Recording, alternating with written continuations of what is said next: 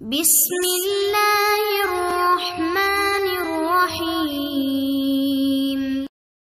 بسم اللہ الرحمن الرحیم الحمدللہ نحمدہ ونصلی علی رسولہ الکریم اما بعد رب اشرح لی صدری ویسر لی امری واحلل عقدۃ من لسانی یفقہوا قولی۔ تاریخ اسلام کا ہمارا سبق ہے اور ہمارا آج کا سبق جو ہے 8واں سبق ہے، جس کا عنوان ہے ظہور قدسی سے پہلے عربوں کی معاشرتی و تمدنی حالت۔ ظہور قدسی کا مطلب جناب رسالت مآب صلی اللہ علیہ وسلم کا اس دنیا میں تشریف لانا اور اس سے پہلے کے حالات۔ تو اس زمانے میں عربوں کی معاشرت، عربوں کی رہائش، عربوں کا شہری پن اور عربوں کا رہن سہن کیسا تھا، ان کے اخلاق کیسے تھے، ان کے اوصاف وغیرہ کیا تھے، آج کے سبق میں ہم یہ پڑھیں گے۔ لیکن سبق شروع کرنے سے پہلے ہم گزشتہ سبق کی دہرائی کریں گے کہ پچھلے سبق میں ہم نے کیا پڑھا۔ تو پچھلے سبق میں جو ہم نے پڑھا تھا اس میں ایک چیز گزری ہے کہ تاریخ اسلام کا آغاز کہاں سے کریں۔ جب ہم تاریخ اسلام کہتے ہیں تو اس کی شروعات کہاں سے ہوتی ہے۔ اس حوالے سے ہم نے 4 بنیادی نقطۂ نظر پڑھے تھے کہ جہاں سے اسلام کا آغاز ہوگا وہیں سے تاریخ اسلام کا آغاز ہوگا، یا آدم علیہ السلام سے آغاز ہوگا، یا نبی علیہ السلام سے آغاز ہوگا، یا نبی علیہ السلام کی سیرت کو سمجھنے کے لیے عربوں کے حالات کو سمجھنا ضروری ہے، اس لیے عربوں کے حالات سے تاریخ اسلام کا شروع ہوگا۔ پھر ہم نے تاریخ عرب پڑھی اور عرب کو عرب کیوں کہا جاتا ہے، اس کی وجہ تسمیہ جانی۔ پھر ہم نے عرب کے محل وقوع کے بارے میں بات کی کہ عرب کہاں واقع ہے۔ پھر اہل عرب کی 3 بڑی اقسام، عرب عاربہ، عرب بائدہ اور عرب مستعربہ کے بارے ہم نے پڑھا۔ پھر اہل عرب کا دین کیا تھا، کیا وہ کسی سماوی مذہب کے قائل تھے، ماننے والے تھے تو کس دین کے نہیں تھے تو کیا کس چیز کی پوجا پاٹ کیا کرتے تھے، کیا کرتے تھے وہ۔ اور آخر میں ہم نے یہ جانا کہ اہل عرب کے دین میں مسئلہ کیا تھا، ان کا دینی بگاڑ کیا تھا۔ تو آج کا سبق شروع کرتے ہیں تمدن عرب۔ اگر ہم عرب معاشرے کو دیکھیں تو ہمیں 2 حصے اس کے نظر آتے ہیں، 2 طرح کے لوگ، 2 طرح کا نظام زندگی نظر آتا ہے۔ ایک یہ کہ بدوی عرب جو دیہات وغیرہ میں رہا کرتے تھے، جن کا رہن سہن خالصتاً دیہاتی ہوتا تھا، اور دوسرا اس کے مقابلے میں حضری عرب جو نسبتاً شہری علاقوں میں، شہری خطوں میں آباد تھے اور شہری خطوں میں رہا کرتے تھے۔ تو یہ 2 طرح کے عرب کے معاشرے میں ہم بود و باش، ان کی رہن سہن کا انداز ہم پاتے ہیں۔ عرب کا تمدن، عرب کا معاشرہ، اس پر تبصرہ کرنے سے پہلے ہم ایک بات یہ جان لیتے ہیں کہ عرب کا معاشرہ اندرونی طور پر تھا کیا۔ تو اگر ہم عربوں کا معاشرہ دیکھیں تو وہ متضاد خصوصیات کا حامل ہمیں نظر آئے گا کہ 2 الگ الگ طرح کی خصوصیات ہیں۔ کبھی عربوں کو ہم اوصاف حمیدہ اور اچھے اوصاف میں دیکھتے ہیں تو اتنے اچھے ان کے اوصاف، کردار وغیرہ نظر آتے ہیں کہ دنیا کے لیے وہ آئیڈیل نظر آتے ہیں، لیکن عین اسی وقت جب یہ عرب دوسرا روپ دھارتے ہیں تو ہمیں وہ جنگ و جدل کے خونریز قسم کی شخصیات اور بہت ساری اخلاقی، معاشرتی، تمدنی گراوٹ اور برائیوں میں لتھڑے ہوئے سے نظر آتے ہیں۔ تو آئیے اس کو ذرا تفصیل کے ساتھ پڑھتے ہیں۔ عربوں کے اگر ہم انداز زندگی کو دیکھیں تو ان کا طرز زندگی جو تھا وہ بالکل سادہ، فطری، آسان سا تھا۔ موٹا جھوٹا جو ملتا وہ پہن لیتے تھے، سیدھا سادہ سا کھانا بغیر تکلفات کے کھایا کرتے تھے اور عام زندگی، فطری زندگی گزارا کرتے تھے۔ پھر یہ جو عام زندگی تھی یہ قبائلی نظام کے ماتحت تھی۔ ان کے ہاں جو پورا سسٹم تھا اس میں قبائلی نظام کا غلغلہ تھا، قبائلی نظام کا رواج تھا، وہ اسی کے ماتحت، اسی کے اصولوں کے مطابق زندگی گزارا کرتے تھے اور اس کو اپنا پیشوا اور تمام چیزوں میں اچھا اور آئیڈیل سمجھا کرتے تھے۔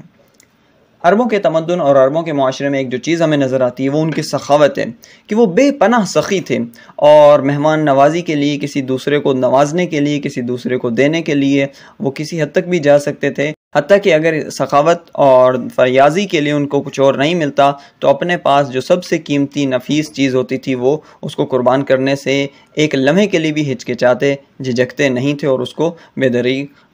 مہمان نوازی کے لیے، ضیافت کے لیے، اکرام کے لیے قربان کر دیا کرتے تھے۔ اسی طریقے سے عربوں کے تمدن اور معاشرے میں ہمیں ولا کا سسٹم نظر آتا ہے کہ جو غیر عرب یا ادھر ادھر کے باشندے کسی خاص قبیلے میں پناہ لینا چاہتے تھے تو ولا کے سسٹم کے تحت وہ آ کر پناہ لیا کرتے تھے، اور اس کا مطلب یہی ہوتا تھا کہ پناہ لینے والا شخص اس قبیلے کا گویا مستقل ایک حصہ ہے، اس کی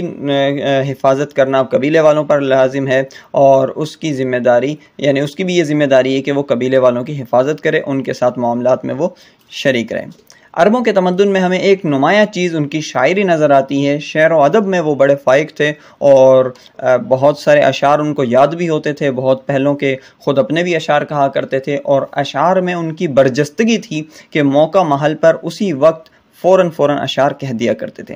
پھر عربوں کے عادات و اخلاق، عادات و صفات وہ بھی بہت بلند اور اچھی عادات تھیں، جن میں سے چند کا ہم تذکرہ کرتے ہیں۔ ان میں ایک ایفائے عہد تھا کہ وہ وعدہ کی بہرحال وفا کیا کرتے تھے، اور وعدہ کا وفا نہ کرنے کو ایک ناقابل معافی جرم سمجھا کرتے تھے کہ اس شخص نے وعدہ پورا نہیں کیا۔ نشست و خوان میں وہ بہت زیادہ آگے بڑھے ہوئے نہیں تھے، تعلیم ان کے پاس کوئی زیادہ نہیں تھی، بلکہ اس حوالے سے وہ بہت پسماندہ، بہت پیچھے تھے۔ یہ کہا جاتا ہے کہ جب نبی علیہ الصلوۃ والسلام کی بعثت ہوئی، نبی علیہ الصلوۃ والسلام کو نبوت ملی، تو پورے صوبہ حجاز کو اگر دیکھا جائے تو اس میں صرف 16-17 آدمی ایسے تھے جو پڑھنا لکھنا جانتے تھے، لہذا اس حوالے سے وہ بہت پیچھے تھے۔ پھر عربوں کے تمدن اور معاشرے میں اگر ہم خودداری دیکھیں تو وہ ان کے اندر کوٹ کوٹ کر بھری ہوئی تھی۔ وہ بڑے غیرت مند اور بڑے خوددار ہوا کرتے تھے، اور اس کے لیے وہ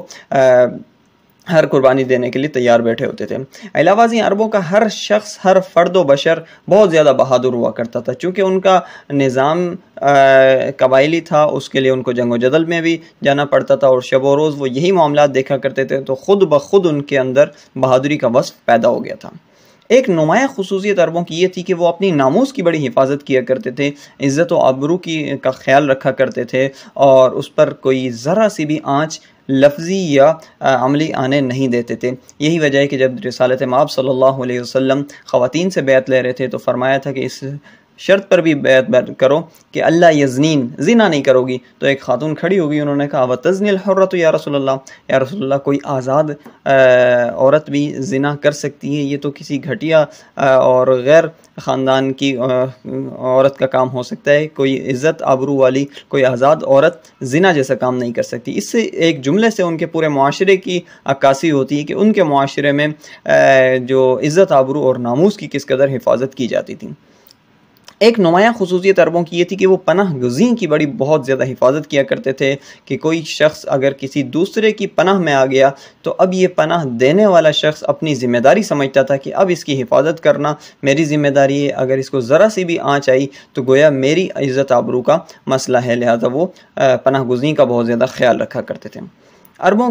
کہ ہر فرد و بشر کے اندر ایک چیز جو کوٹ کوٹ کر بھری ہوئی تھی، وہ یہ کہ ان کی آزادی پسندی، کہ وہ حریت پسند تھے اور غلامی کو بالکل پسند نہیں کرتے تھے۔ اس کے مقابلے میں وہ مر جانا پسند کرتے تھے۔ اگر ان کو جو دو چیزوں میں اختیار دیا جاتا کہ قید و بند یعنی غلامی یا آزادی، تو پھر وہ آزادی کو ہی پسند کرتے، خواہ اس کے لیے ان کے کتنی ہی قیمت کیوں نہ چکانی پڑتی۔ اور جو شخص ان کی آزادی پر قدغن لگاتا وہ اس کو اپنا سب سے بڑا دشمن گردانتے تھے، سب سے بڑا دشمن سمجھتے تھے۔ ایک ان کی نمایاں خصوصیت یہ تھی کہ وہ سچ بولا کرتے تھے، سچائی پسند تھے، اور ان کے ہاں دروغ گوئی اور جھوٹ نہیں تھا۔ حتیٰ کہ اگر کسی شخص کے بارے میں معلوم ہو جاتا کہ اس نے کسی موقع پر جھوٹ بولا تھا تو ان کے لیے یہ کتنے اچھمبے والی بات تھی کہ اس کو وہ اپنی محفلوں میں اور اپنی